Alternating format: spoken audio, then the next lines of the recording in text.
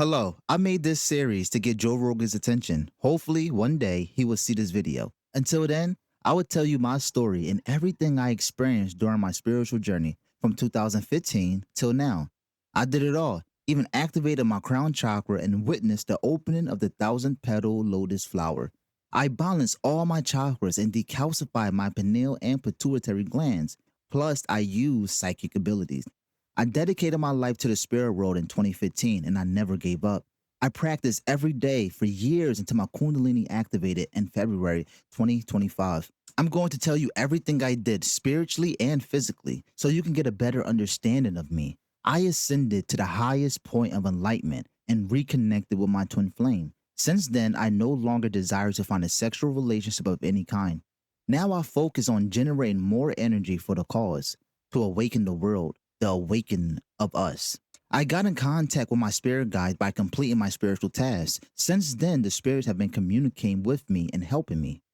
In this video, I'm going to tell you all the things I did and everything I saw. By the end of this video, you will see my view of the spirit world. It's 2015 and I'm perfectly grounded into the spiritual lifestyle with beginner knowledge of the spiritual world.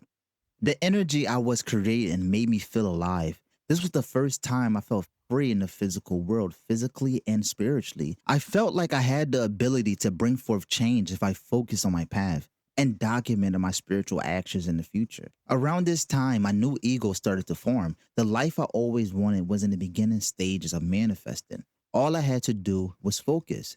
I felt like this world had more to offer than the physical. Anyone was capable of ascending to higher knowledge. The spiritual world gave me all I needed to believe again, to fight again, and to learn again.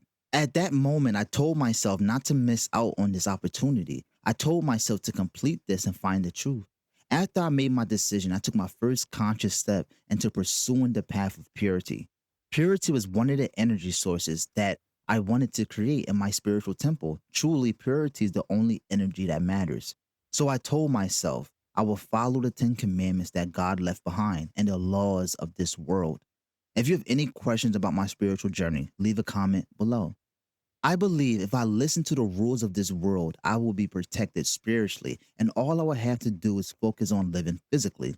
The next source of energy I wanted to build in my spiritual temple was restraint and limitations. I told myself to never break free from my limitations. I believe if I follow this way of life, I will become a functional citizen in the world under the name of God. Since I was new to building energy in my spiritual temple, I knew it would take time for the energy to mold into something special. Energy of that nature takes time to become potent. I knew it would take years to empower the energies. Around this time, I did have girlfriends that I could have shared intimate moments with, like sex, but I remained a virgin looking for love. Now that I look back, my energy was so pure, a blessing. I'm so happy I followed that way of life. That section of my life path is currently governing and assisting my spiritual thoughts at this moment in my life. I followed that way because I realized liars and cheaters get nowhere in life. Plus, it's hard to remember lies.